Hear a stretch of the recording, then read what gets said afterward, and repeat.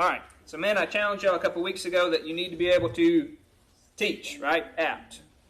Acknowledge it's your responsibility, plan, prepare, and then try and teach. Do it, right? APT, apt.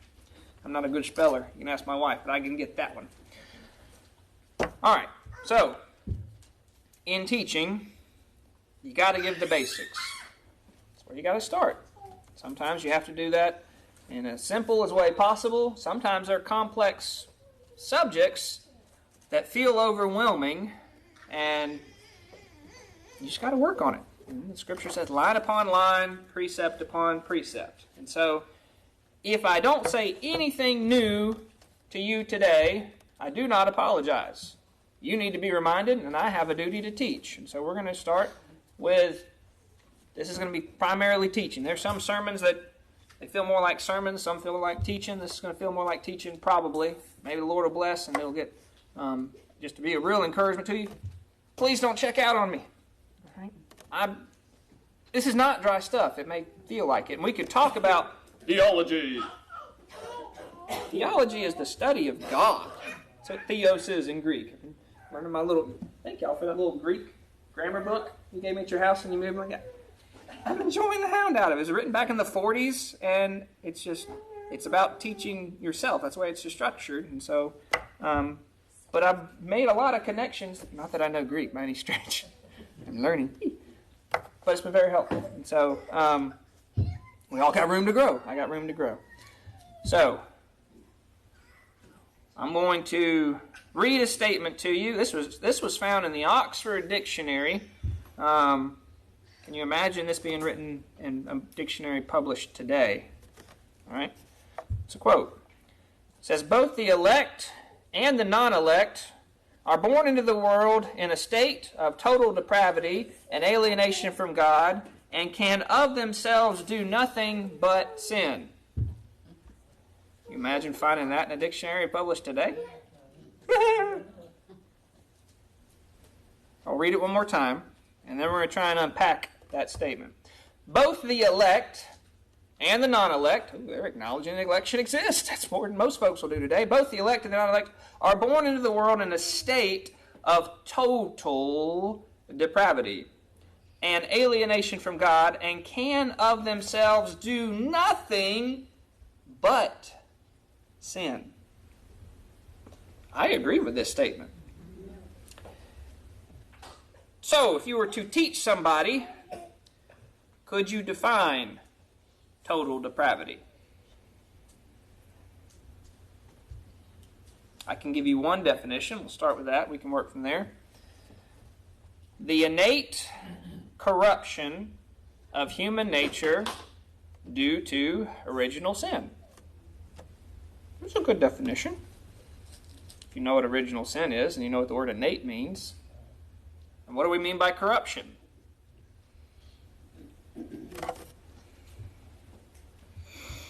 How about for a working definition, we'll do something a little shorter. How about we say the condition of being completely corrupt and estranged from God? Again, all these things are saying the same thing. We're just trying to package it in a little bit different way to get us to think and internalize and chew on it. Y'all ever had somebody in your life that you were estranged from, or you knew somebody who had an estranged relationship? We use that expression today, right? Something had come between them. The brother we had that visited, he hadn't talked to his brothers in 50 years. That's an estranged relationship. Something had come between them, and until that was removed, there was a separation of the relationship and of the fellowship, right? And so, by nature, you and I are estranged from God. What's come between us? What separates us? The fact that we're sinners. Right? The fact that we are sinners. Okay?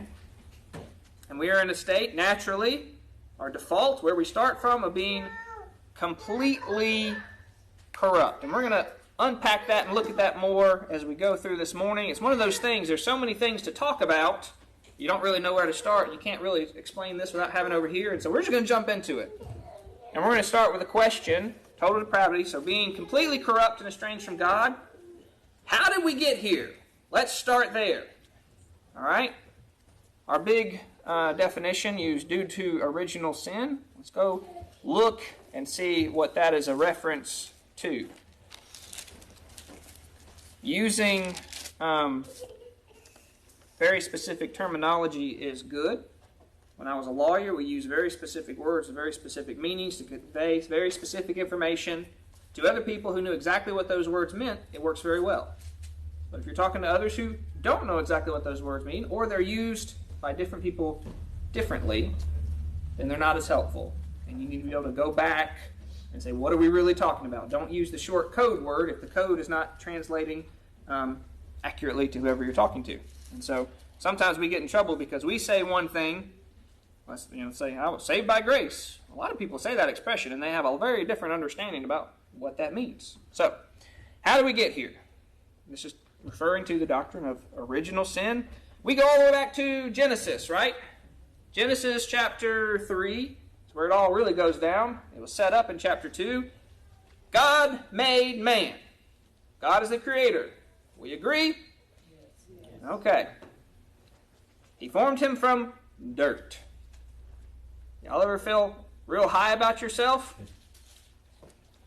You're dirt. Okay? We ain't that great. God took dirt, formed it into his image, and breathed the breath of life into it, and man was created. He became a living soul. He was different from the animals. God just spoke, and they were all created. He formed man. He breathed into him. Created a garden for him. Planted it just for him.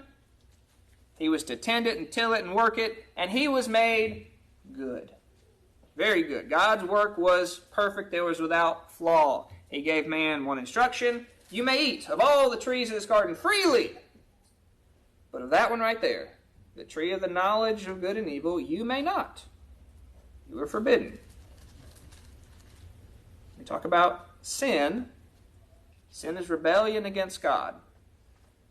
God defines what is right and what is wrong. The expression will appear in your scriptures throughout it is because it seemed right in the eyes of the Lord. He defines what is right and wrong. So here you may think that God's decision for Adam not to eat of that tree is arbitrary. It does not matter what you think. That was God's call. Adam and his bride, whom God made and gave to him, would disobey that call. Before they did that, they were perfect. They were not estranged from God.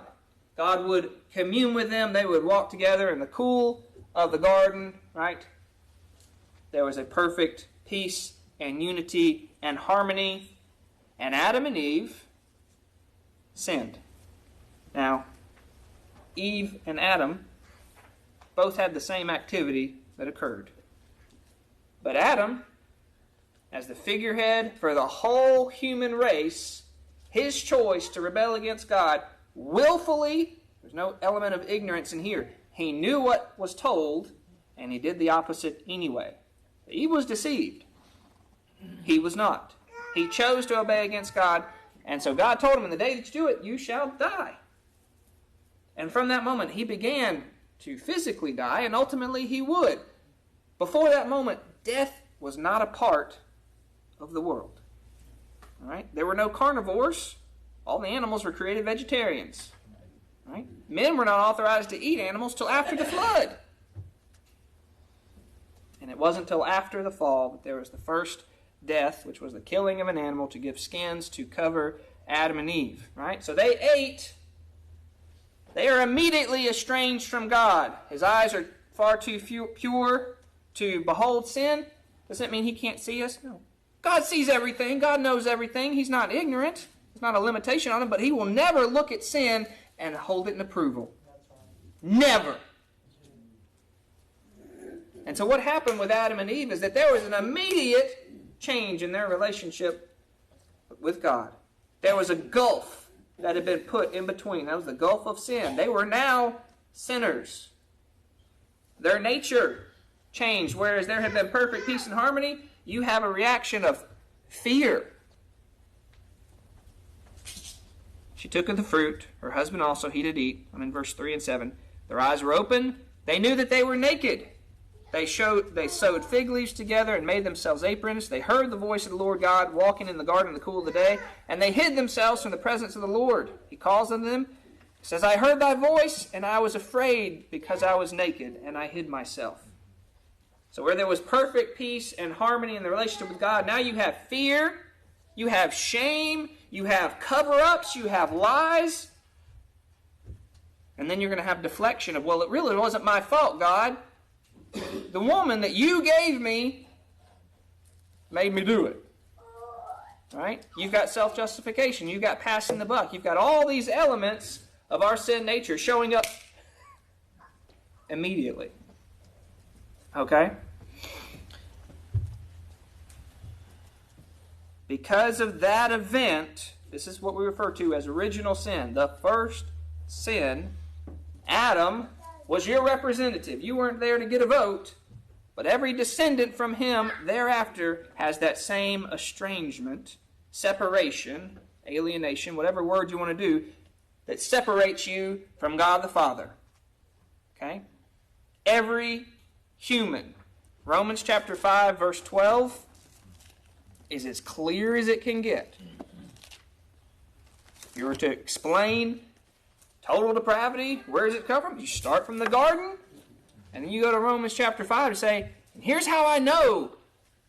Wherefore, Romans 5:12, wherefore as by one man sin entered into the world. Who's that a reference to? Adam. Wherefore as Adam, that one man, sin entered into the world, and death by sin. And so death passed upon all men, for that all have sinned. Okay. Are there any non-sinners? No. All have sinned. Death was the consequence. The wages of sin is death. Right? And would Adam die? Yeah, long time, 900-something years, but he would die. And every single one who came from Adam's line, every human born thereafter, would die. Right? Because they were sinners. Right? That is the nature that they inherited. What's your inheritance from your father and mother? They're sinners. You're sinners too. Okay? And you can see that corruption in their nature immediately. They had two children, Adam and Eve, right? They had two sons, Cain and Abel. And they were good boys. One was a farmer, one was a shepherd. They both wanted to give a sacrifice to God. And I use that term good ironically. Please don't confuse me. They're both sacrificing to God. Well, we'd think that's a good thing, and God had respect unto one and not the other. Why? Was the lamb the better sacrifice than the food? It had nothing to do with what they offered. It had to do with who they were.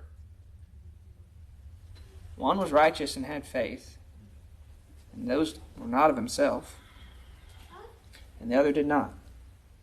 And God's rejection of the one who did not, that it counted that he was wicked. And you know what? His wickedness really quickly revealed itself. Because when there was no respect given to his offering, but there was his brother. Well, you can see, I'm jealous, I'm upset, I'm angry, and I'm going to murder my brother. And he did. Not just think about it, not just I hate him in my heart. That guy's like, right? He physically killed him. And within just a few generations, the world is covered with men, and it describes their imagination of their hearts is nothing but wickedness. This is in Genesis 6, verse 5, and God saw the wickedness of man was great in the earth, and that every imagination of the thoughts of his heart was only evil continually. So he wipes it out. Spares Noah, Noah's 3 boys, their respective spouses. You got 8 people out of the whole world of people, and you better believe this was not a small crowd. All right? If you can live 800-900 years and have sons and daughters and plethora, just Sometimes we read that, in a little children's Bible story. Oh, look at the animals on the boat and everything's happy. This is a catastrophic event. This is global wipeout. Everyone gets so upset about the doomsday clock before people wiped out. They were going to destroy the world, destroy the planet, and everybody's going to die. You know what happened here? The planet was basically destroyed and everybody died except for the 8 that God said, you're going to live. This is a big deal. How wicked was the world? How wicked was their hearts? What was their imaginations? Only evil continually. Are we different than they? By nature, no. Well, you start with the good people on the boat. Well, surely things are going to be better going forward, right? No more problems. You wiped out the bad apples. You just got some good ones. We get off the boat. We go build a tower to heaven. Rebelling against God. Tells them to overspread and repopulate the planet. No, we're going to stick together. We're going to make a name for ourselves. We're going to do what I want. We're in charge. Right? They're rebelling against God. And so God scatters them and changes their life. Yeah, so that's where we got. And it hasn't changed in all these years. Okay, so that's the question. How do we get here? He's talking about the doctrine of original sin. It's talking about Adam disobeying God. And by him being the figurehead and the representative for all humans down through eternity, until this time wraps up and God's done, every human that's born, that's just human, asterisk there on Christ, we understand that, is going to have that same sinful nature because of Adam's choice to sin. Is there a choice? Just for Adam. Everyone else inherited the fallout. All right? We understand that. Good? All right. Who's affected? I just said it, but we're going to just really pound it home. Who is affected? The answer is all of humanity. All of humanity. Every man, woman, child, baby is affected. Psalm 53, verses 1 through 3. Again, I'm going to the clearest passages. There are others that support these truths. I'm not trying to present my case before, the court of your opinion, and I could lay down every piece of evidence and just hammer you over the head. I mean, we could spend days and days and days and days doing that. If you want to know more about it, let's do it. I won't do it here in this format, but I'm going to go to the clearest, easiest, simplest scriptures that don't have ambiguity, that I'm not trying to really lean too far in to get out these truths. It's right there. If you open your eyes and you've been born again, that's what you'll see. If you close your eyes and hit your head in the sand, well, maybe you'll ignore it. But that's not on me. Psalm 53, verses 1 through 3. The fool has said in his heart, there is no God. Corrupt are they, and have done abominable iniquity. There is none that doeth good. God looked down from heaven upon the children of men to see if there were any that did understand, any that did seek God. Every one of them is gone back. They are altogether become filthy. There is none that doeth good, no, not one. God can be really explicit. Sometimes he sets things up as a mystery, and he slowly unfolds them and reveals them. This is not a mystery. This is a 2x4 upside your skull with plainness. Corrupt are they. Why do we use the corruption in our definition? The condition of being completely corrupt and estranged from God. Corrupt are they, and have done abominable iniquity. There is none that doeth good. That corruption, that state of being corrupt, that is your condition. That is who you are. The abominable things is what you do. Okay? You are corrupt.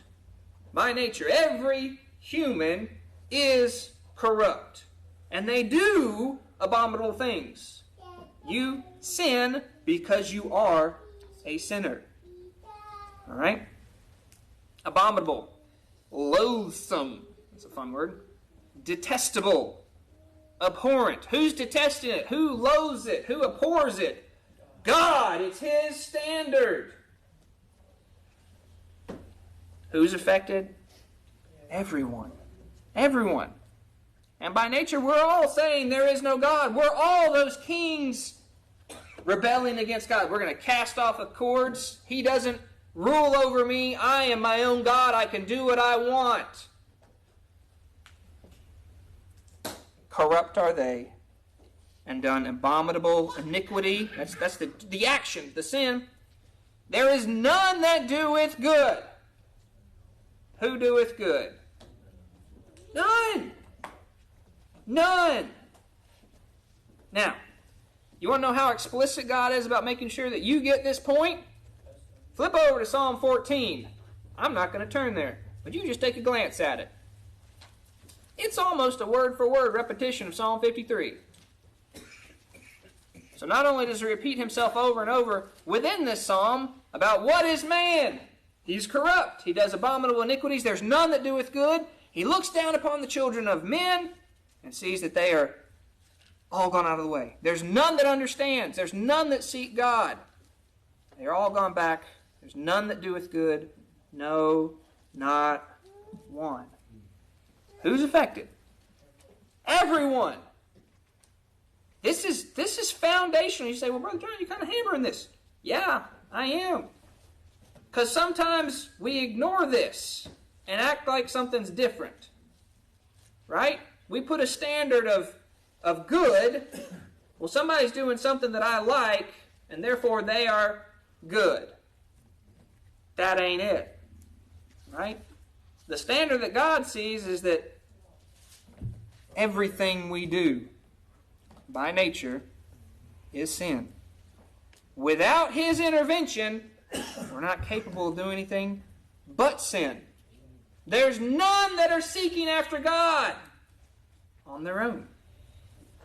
There's none that are desiring to do good on their own. You say, well, so-and-so does these things, and that's helpful for society, and it's moral, and it's just. I'm talking about God's definition of good. It is impossible to please God without faith. And when you're in this state, you have no faith because He has not given it to you yet. Okay? None. All right. So you may ask, are you sure? Are there any exceptions? Go to the book of Job. Just back one from Psalms. Start in Job 15. Job 15, let's read verses 14 through 16.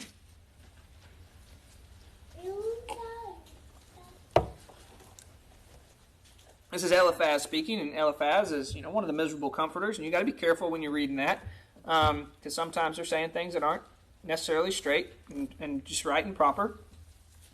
Sometimes they're saying things that are right, but they're applying it wrongly. Here he's got it right. Verse 14, what is man that he should be clean, and what is born of a woman that he should be righteous? Behold, he, that's God, putteth no trust in his saints. Yea, the heavens are not clean in his sight. How much more abominable and filthy is man, which drinketh iniquity like water. Drinking up, that's a pretty gross word picture, but it's pretty accurate. Man, by ourselves, is not righteous. And if the whole creation is corrupt, this is God's not even putting trust in the heavens, right? And is this creation corrupted? Yeah. That's why it's not going to last. That's why there's going to be a new place that He prepares for His people to dwell for forever. It's not going to be this same one that's corrupted. He puts no trust in His saints. Yea, the heavens are not clean in His sight. How much more abominable and filthy is man, which drinketh in iniquity like water. Go back one chapter to Job 14 and verse 4. Job here speaking is asked the question. Let's start in verse 1. Man that is born of a woman is a few days, yeah, we're mortal and we're going to die, and full of trouble. Full of trouble. Why? Because things are just rough for you? Because the world's done unto you? No, because you're a sinner. He cometh forth like a flower and is cut down. He fleeth also as a shadow and continueth not, again referring to his mortality. And dost thou open thine eyes upon such a one and bring me into judgment with thee? Verse 4, who can bring a clean thing out of an unclean? Not one. We sure there's not an exception for some folks being born sinless? Who can bring a clean thing out of an unclean thing? All right, let's use a word picture. Anybody ever had a gallon of milk go bad? I mean, like bad, like chunky bad, like you open it up and you about to have a bad day, right? How many times are you going to have to pour from that gallon until you get some good milk? Never! Well, what if I take 2 bad gallons and pour them in? How many glasses of good milk am I going to get? Not a bit. Your parents, both sour jugs of milk. They're unclean. You, as their offspring, are poured out. You're made of the same stuff. You're sour, chunky, smelly milk. All right? Doesn't matter how many times you pour it. How much time? Does the sour milk get better with age? No. Ooh-wee. Leave it in a hot car. Who can bring forth a clean thing out of an unclean thing? You can't. You can't. No one can do it. Not men.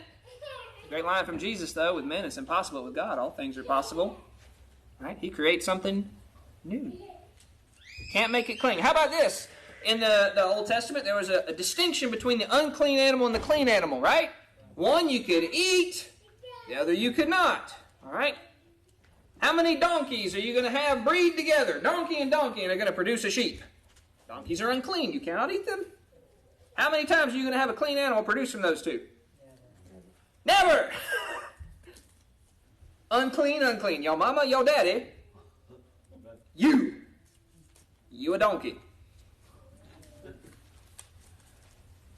Go back to Job 11:12. That's Bible. That ain't me. Job 11:12. For vain man would be wise, though man be born like a wild ass's colt. What's your default? You were born like the baby of a wild donkey. Are they ruly, tame, respectable, easily entreated? No, they do what they want to do. And they're stubborn and mean. They'll bite you. That's man by nature. You're a wild ass's colt. Not even a mature wild donkey. Here, right? So no matter how many unclean animals you have, they will never produce something that is clean. Okay? How about this? We got pecan trees, right? Y'all ever had diseases getting your pecan trees, and the only ones that came out were just hollow shells, inside shriveled up nasty fruit? But it's a good tree. I like that tree. It's pretty. What does it produce every single time? Dried up nasty fruit. Now I take 2 of those diseased trees together, and I cross-pollinate. I get some new saplings. I got baby disease trees. What kind of fruit are they going to breed? The same diseased, nasty fruit. Okay? One more word picture. You go over to the mechanic shop, get your oil changed. You know those red rags they use to wipe your hands around? Them greasy. They ugly. You want to put those on the Thanksgiving table? No, right? Now, if you take 2 of those, you cut them in half, and you stitch them together, do you now have a purty white napkin? Well, what if I make a smaller one and we do it again? What if I do it again? Is that ever going to produce something clean that you want your grandmama using to wipe her mouth at Thanksgiving? No! It's unclean. You know what our best righteousness is described as? Filthy rags, and the language in that's even more explicit. We won't go there, but that's our best. It's just filthy rags. We're getting where I'm at. A lot of word pictures. Hang on to one of them at least. Okay? How are you going to teach somebody? Give them a word picture so they have something to take that idea and hold on to it. Okay? All right? So, our state of corruption, totally corrupt. and estranged from God. Applies to everybody. Everybody. You got a human daddy and a human mama. You are a human body. It applies to you. Okay? Now, this is a question that you need to answer. When does this kick in? Okay, when does this kick in? When do I become corrupt? And this is what you get a lot of different theology on. People can get widely different answers about God and who He is and how He relates to you because of missing this point. Does it kick in when I'm an adult? Genesis chapter 8, verse 21. Yes, the answer is no. But I'm going to prove it to you. In Genesis 8, 21. This is after the flood, right? Before the flood, God's looking at the world. Thoughts are evil continuously. Noah builds an altar after the flood. You know those odd animals, right? There you go. Odd, clean animals, time to be sacrificed. They still got a pair of other ones so they can keep reading. The Lord smelled the sweet savor, and the Lord said in His heart, I will not again curse the ground anymore for man's sake, for the imagination of man's heart is evil from his adulthood. From his youth. So it doesn't kick in when I'm an adult. I'm already evil in my youth. Well, let's go back a little bit further. What about, do I have to be, a rational child, capable of knowing right and wrong? Psalm 58, 3. Psalm 58, 3. The wicked, who are we? We're the wicked, right? We're corrupt. Are there any good? No, not one. So when you see the wicked, it's referring to you and me. That's our default. Let's not. The wicked are estranged from the womb. What was part of our definition? Totally corrupt and estranged from God. You're estranged from God as early as from the womb. They go astray as soon as they are born, speaking lies. Wow, well, if you go astray as soon as you're born, speaking lies, then guess what? Your corruption has happened before you were a rational thinking little child who knows right and wrong. Your default, even from birth, is to speak lies and to be estranged from God. So is it birth? Can we go back even farther? Yeah. Go back to Psalm 54.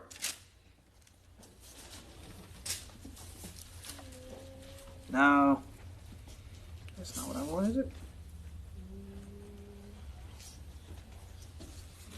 Maybe I wrote down the wrong one. Y'all help me out. Where's my mother shape me in iniquity?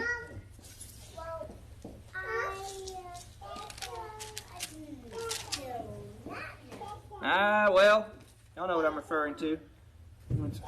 58. Behold, I was shapen in iniquity, and in sin did my mother conceive me. I wish I had written it down correctly, y'all. That's your homework assignment. Find where I left that. But the point is, in that psalm, David is acknowledging that from the moment of conception, he was a sinner. We're not just, accusing David's mother of being an adulterer or anything vile like that.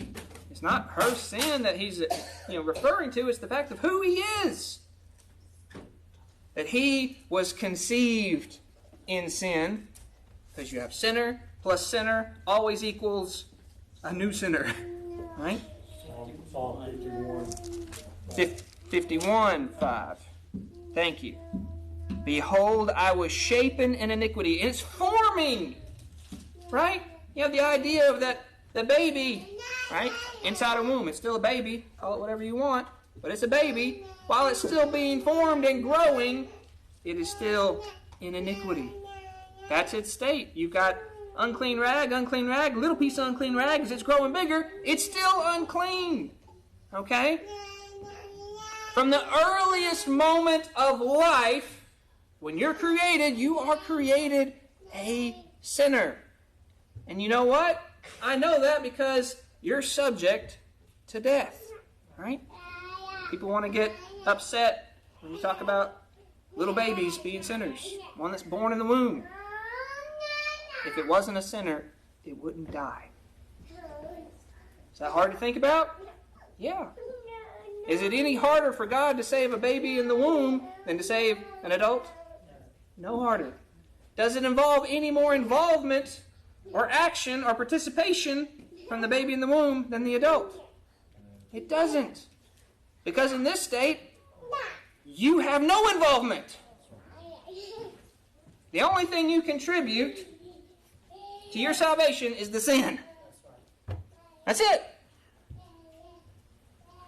And being a sinner by nature is enough. Right? That's real sin. That is to be a sinner, right? You are estranged from God by Adam's action. Even though you didn't sin in the same way that he did, his action affects us all. And guess what? As soon as we're born, we go aside speaking lies. We add to it like nobody's business. All right. You say we're totally corrupt. Well, how bad is it? All right? How bad is it? Every aspect of you is affected. Okay? Go to Romans chapter 3. Again, this is other verses we could look at. This is the clearest one. Romans chapter 3. Start around verse 9. This is actually going to quote something we've already looked at. The idea is looking at Jews versus Gentiles. That's the context. What then, are we better than they? Are we as Jews better than Gentiles? The answer is no, and no wise. For we have before proved that both Jews and Gentiles, that they are all under sin. Why that? Because they're human. As is written, Psalm 14, Psalm 53, I think. There is none righteous, no, not one. There is none that understandeth. There are none that seeketh after God. They have all gone out of the way. They have altogether become unprofitable. There is none that doeth good, no, not one. All right, so that's everybody, right? We get that point. How bad is it? Their throat is an open sepulchre. It's an open grave, an open pit. Is that a compliment? No! Right? Death, hell, all manner of grave and evil things is what you look in your mouth. That's what you see. That's what comes out. And so it's a word picture. Their tongues, they've used deceit. Any of y'all ever lied in your life? No. Nobody? No one's told? You just told one then. Right? You've all lied. I've lied.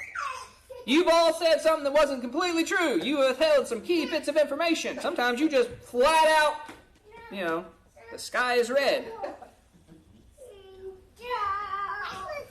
And it's truly blue. You're right. That's what our default is. All right? You ever had mom and daddy ask you something uncomfortable and you really thought that they would believe you if you pinned it on brother or sister? No. You've already done it. Right? That's your sin nature coming out. Completely corrupt. With their tongues, they've used deceit. The poison of asps is under their lips. Does that sound friendly? Asps, they venomous snakes, right? You want to get bit by one? No? Well, you ever had a tongue lashing from somebody? Saying things that aren't true, or just really hurting your feelings, or tearing somebody down. We've all done it, right? Let's not pretend like we haven't, right? Their mouth is full of cursing and bitterness. Their feet are swift to shed blood. Destruction and misery are in their ways. The way of peace they have not known. There is no fear of God before their eyes. Ooh. Put that on a resume. If your resumes were accurate, that's describing you and I. No, this is not good. These are bad things. They're not good. Do these glorify God? Not in the least. So how much are you affected? Completely.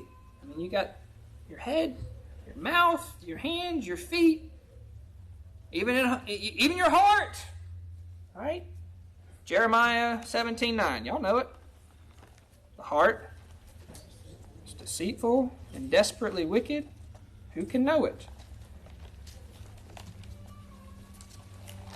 Jeremiah 17. The heart is deceitful. Above all things. Sometimes we leave out the modifiers. Right? The heart is deceitful. Well, yes, that's true. No, the heart was deceitful above all things. It's pretty emphatic. And desperately wicked. Who can know it? Well, you just don't know my heart. You don't know your own heart. But what I do know about what God said about our hearts is they're deceitful. We deceive ourselves. They're wicked. They'll lead us on a wrong path. Why? Because it's corrupt. It's crooked. It does not lead you. You are not naturally going to follow the straight line that God has set up. His path, His way, His line. That's not where we start. Now, can you do anything about it? The world would tell you yes. Many religious organizations would say yes. If you will just say this prayer, if you will just ask Jesus to come into your heart, if you will just stop doing that particular sin that we don't like, and you can do those other ones in your mind and in your heart, that's fine, but just don't do those, and then you can seek God. Or go ahead and seek God so you can seek God. So what? How many are going to seek God? None! None seek God.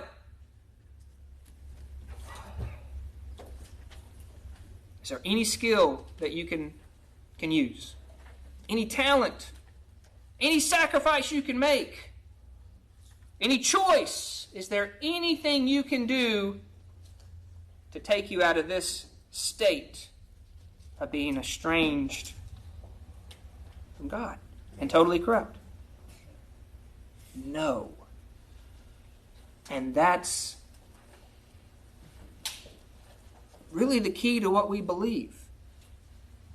Because if you have a distorted understanding of total depravity, and you think that, well, yeah, we're not good, but we ain't all that bad, and if you just, then you miss the rest of what God has done. You don't understand what grace truly is. Because you think you've done something to earn it, or to allow God to give it to you, or to accept it. If you think that you can reject it, then that involves you having some power or influence or might over God. And you don't. Okay? You and I are too proud. I am too proud. And if you want to be humbled, these basic, fundamental truths about who we are, do that. Right? If we put up on a screen everything that ran through your head yesterday, you didn't even have to say it out loud, we would be mortified. We would be running out the back door because we didn't want to deal with the fallout of having to look y'all in the eye if y'all could see what went on in my head. Much less having a list of everything I said or did. Right? Sin is rampant.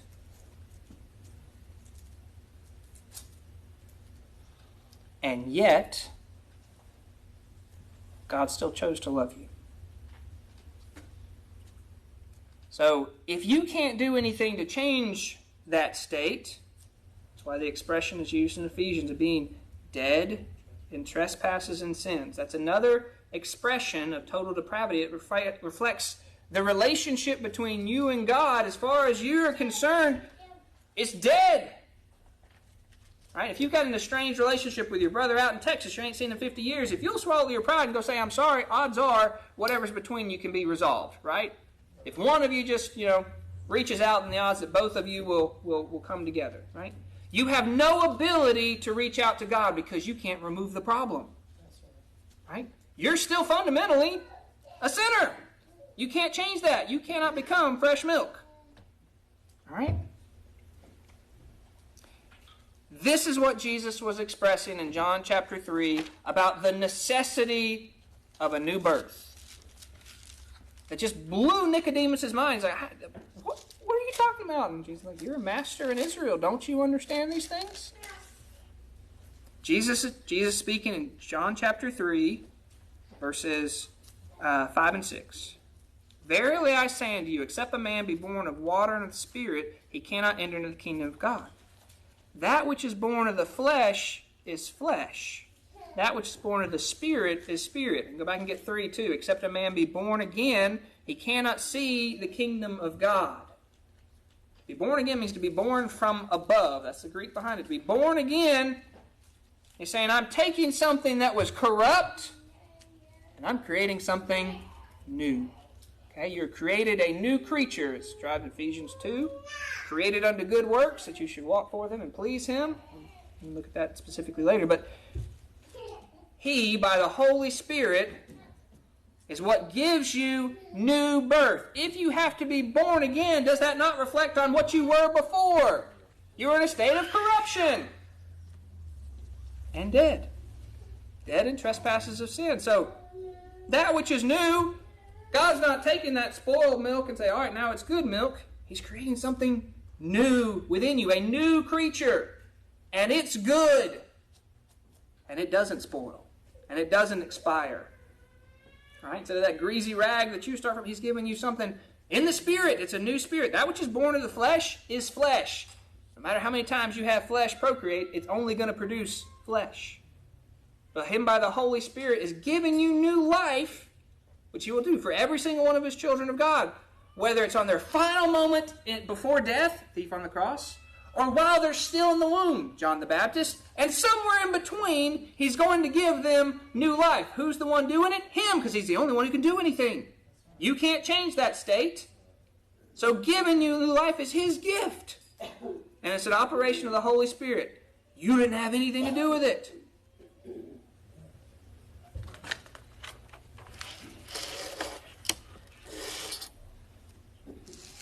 That's why you get the language in Ephesians chapter 2 of quickening. Quickening is an old school word. It means to make alive. You know what they used to call mercury? Quicksilver. Because in a thermometer, it got hot. What would it do? It'd move. That was pretty neat. A metal that moved, right? It's kind of like it was alive. Only this is not the illusion like that. He's actually giving you life. Spiritual life. Verse 1 of Ephesians 2, and you hath He quickened. You're presently alive. That's who He's writing to. People who are born again and alive in the Spirit. You who were dead in trespasses and sins. That was your state. That's where we all start from. Dead. Spiritually dead. Estranged from God. In trespasses and in sins. In iniquity. In corruption. And doing abominable works. It's who we are and what we do. Or rather, did. Wherein in time past you walked according to the course of this world. You look like the world. The path that the world was leading down, you were happy. Yep, here we go. Right? I want this. I'm going to chase that. Ooh, that looks pretty. I'm going to get that. This will make me feel good. I'm going to, I don't care about you. I don't care about God. Corrupt. Completely. Thoroughly. That's where you were. According to the prince of the power of the air. Who's that? Yeah, that's another name for Satan. That was who you were following down. That's the path. What's the path of the world? That's Satan's path. Is that something you want? I want to see how close I can get to the world's path without rejecting God. Is that the standard? Well, let's say, do I really want to follow Satan? If you put it in those terms, you're like, no, of course not. But I really want to do this thing over here. Well, that's the path of Satan. That's what he leaves, is what he wants you to do, because he rebels against God. The spirit that now worketh in the children of disobedience. Who are they disobedient to? God! Who were you disobedient to before you were born again? God! Right? Among whom also we all had our conversation in times past. We all? Is there any exceptions? Now that we're in the church, are we sin-free? Do we not have pasts where we've done things that are wrong? No, we all had that same conversation. Conversation means manner of life. In time past, in the lust of our flesh, fulfilling the desires of the flesh and of the mind, and were by nature, that is real clear, we were by nature the children of wrath, even as others. Okay? Totally corrupt. That was our nature. But God, not but you, sinner, not but that preacher, not but that little tract that somebody gave you, and then you got things together and you picked yourself up and you got it figured out. But God, who is rich in mercy for his great love wherewith he loved us. Even when we were dead in sins. I got to get myself cleaned up before I can go to God. You ain't got no soap. Your limbs is effectively dead, so you can't wash anything. You cannot. He loved you then. And he loved you enough to clean you up.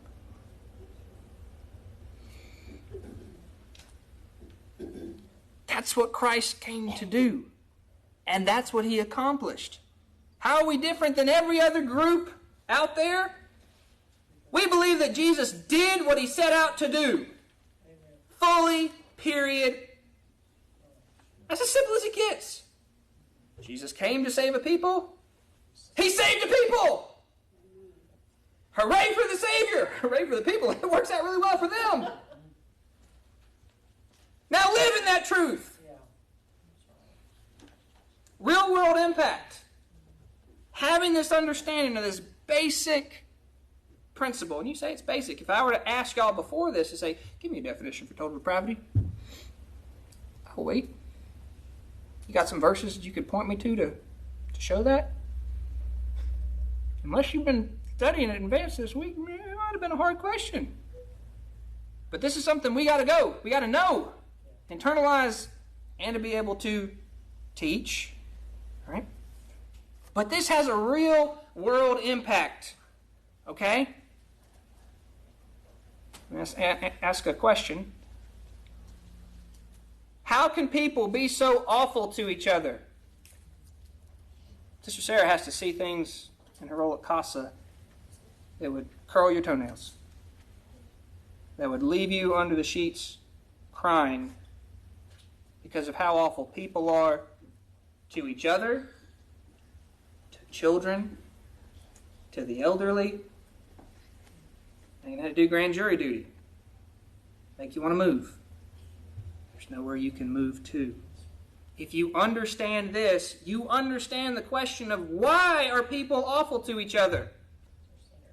Because that's our state. That's our default. That is who we are. We are inherently, innately, totally corrupt and estranged from God, unless a but God has interjected himself and changed you and given you new life and a desire to serve him and please him. Unless he's done that, that's where you stay. And that's where the world stays. Why are things so awful in the world? Because of sin. And it's full of sinners. And it's not going to change by any human intervention. Well, let me put my faith in this nonprofit. We're gonna put an end to violence. Put an end to hunger. Put an end to abuse. If we just put enough time and energy and have enough rallies, we're going to fix it. Can it be fixed? No. Can you make some improvement around the margins? Sure. Can you make consequences felt? Sure. But you and I and no entity, no government cannot fix where the source is. The depraved human heart, which Jesus said, out of the heart cometh wickedness, adulteries, fornication, hatred, malice, murder, you name it. It's the corruption from within that cannot be solved here except for but God. Why have there been so many wars through over the years? Pride, desire for power, ambition, resources, all those things that come from, I'm going to get my own. Well, if we would just have a better education system and we all learned the right things and we become enlightened, then we would live in a kumbaya society and everything would be great. That's been tried. Right?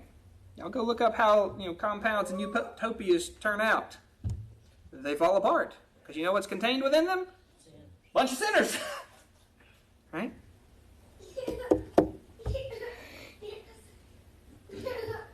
If you know that to be true, then do you have to be discouraged when you see the world spiraling out of control, getting farther and farther and farther, in your eyes, from God? Are they any farther from God? It's just our perception. People are doing things that make us feel yucky, or we're seeing things that we don't want to see. It's all been going on since the fall. All the same sins, just in a different pattern, different package, and it's more visible on your phones. Do you have to be upset by any of that? I'm not saying it's not wrong. It is. I'm not saying it's not distressing on some level. But as a believer in Jesus Christ who knows that men are inherently evil and knows that the only thing that can change that is but God, can you trust Him? You can. So you don't have to be upset when the wrong guy gets elected, or the wrong Supreme Court case comes down, or something that you don't like and that I don't like occurs and things just feel like they're getting worse and worse. What can change them?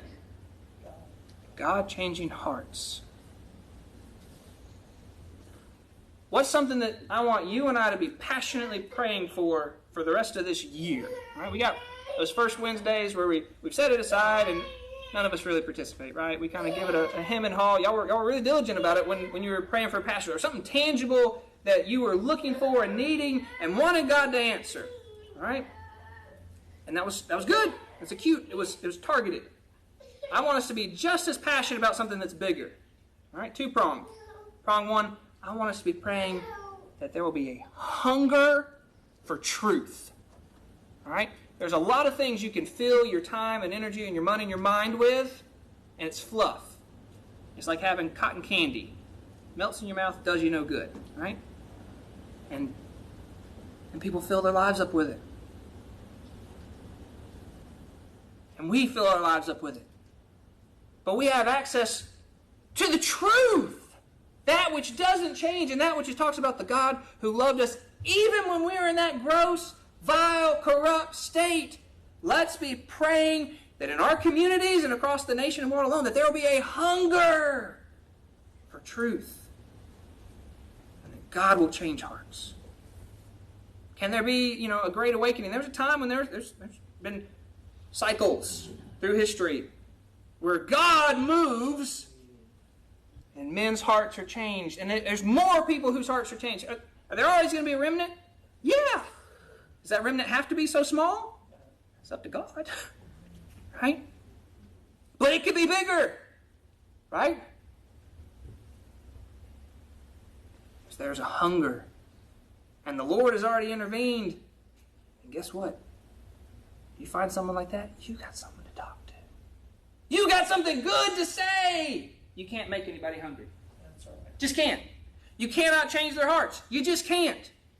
But if the Lord changes the heart and they've got a hunger to hear the truth, ooh-wee, what an opportunity.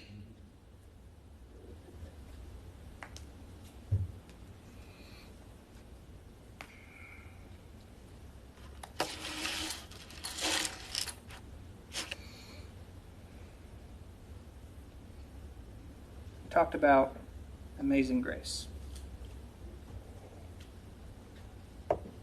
We've sung that song. One of the preachers this weekend said, amazing grace, how sweet the sound to save a wretch like you. Not me, I'm pretty good. Right? That's sometimes how we act like. We're singing the song, but we don't really mean that I'm a wretch. You know what a wretch is? Here's a good definition of it, y'all.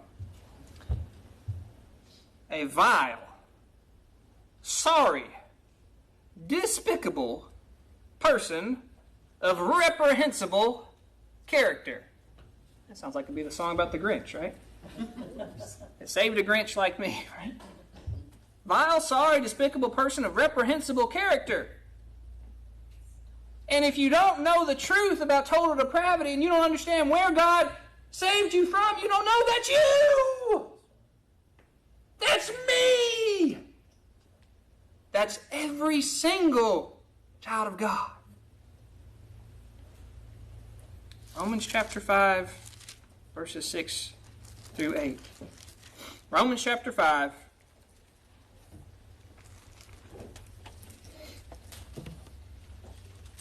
Verses 6 through 8. For when we were yet without strength, when we had little strength, without, zero, nada, nil, zilch, no strength. Why? Because you were dead. Spiritually you were dead. You were estranged. You had no strength to deliver yourself. In due time, in His time, Christ died for the ungodly. For scarcely a righteous man will one die, yet peradventure for a good man some would dare to die. But God commended His love towards us, in that while we were yet sinners, Christ died for us. Kenneth Brantley used this illustration, and I'm going to steal it. I'm not stealing, I'm giving credit. Citing Brother Kenneth Brantley.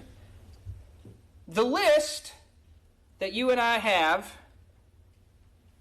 for who we are willing to die for is probably pretty short. You think it'd fill up this page? Or if I tore it in half? How about a post-it note? How about one of those little flags you stick inside of your Bible?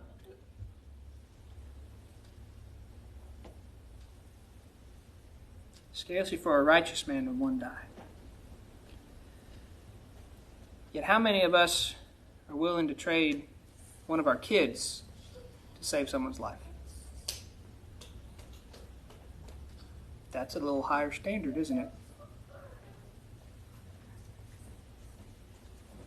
God didn't withhold His only Son. And He didn't give Him to redeem a righteous group or even a good group, but the ungodly, vile, totally depraved sinners, completely corrupt and separated from Him.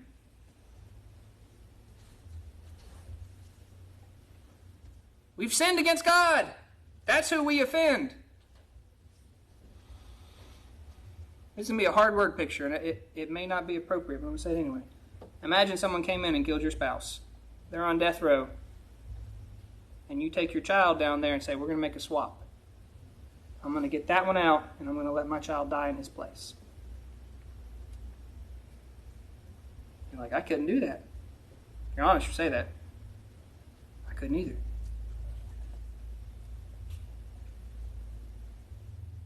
But all that we've done to offend and sin against God for our entire lives and all of His people put together,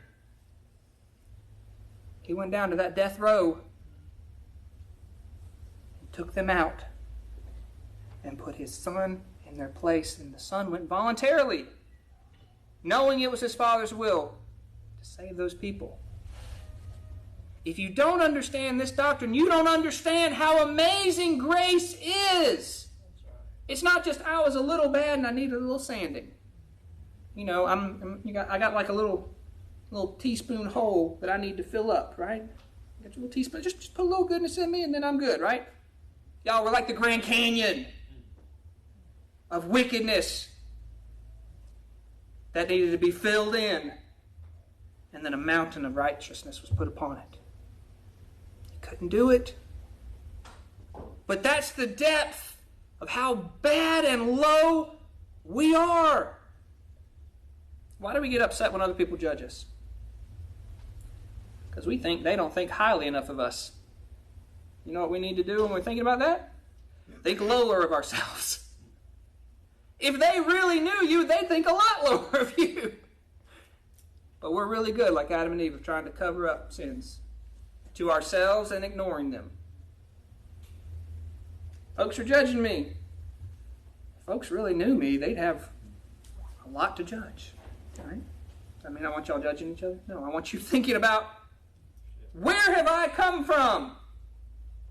Of being worthy, justly worthy of being cast into hell for eternity because of who I am and what I've done.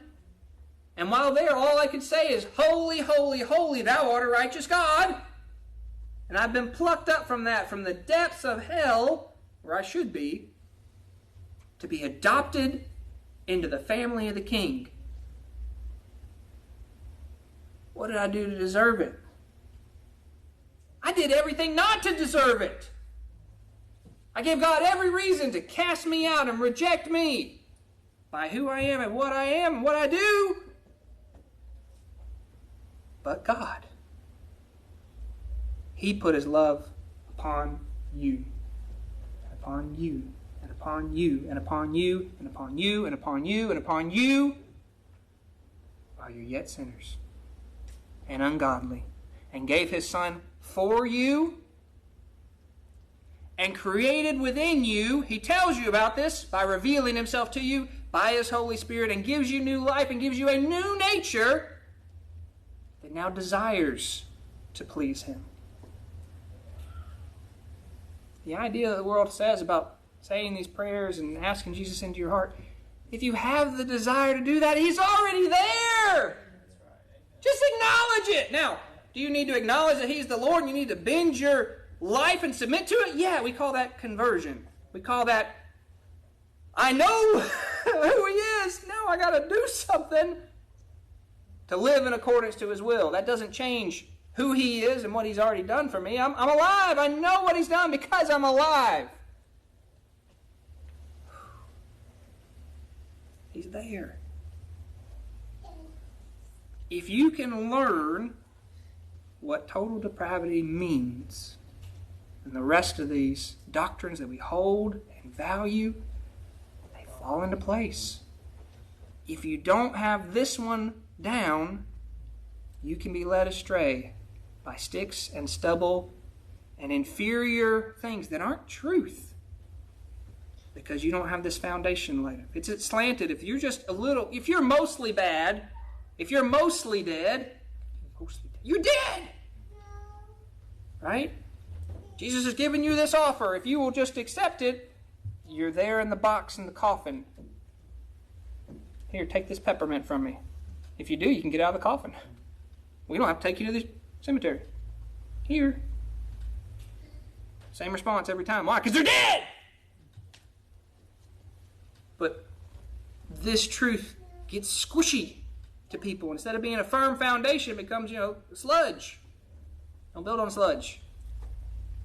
Learn this, internalize this, so much so that you can teach this. I can't do a foundational sermon every Sunday. I'm gonna try and do a series here. We're gonna try and go through what I think you need to know, the basics. But there's a lot more I have to go into. There's application of, okay, how do we do this? What does this look like? And so I got to bounce around sometimes. But those that you're responsible for teaching, lay that groundwork, and it's got to be repeated over and over and over and over. How often does a kindergarten teacher repeat herself? Like hundreds of times a day, right? Sometimes we're a little slow on the uptake, right?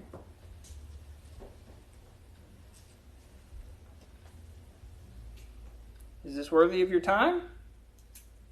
Absolutely. Does it take some effort and thought and study? Yeah. Are y'all capable of those things? Yeah.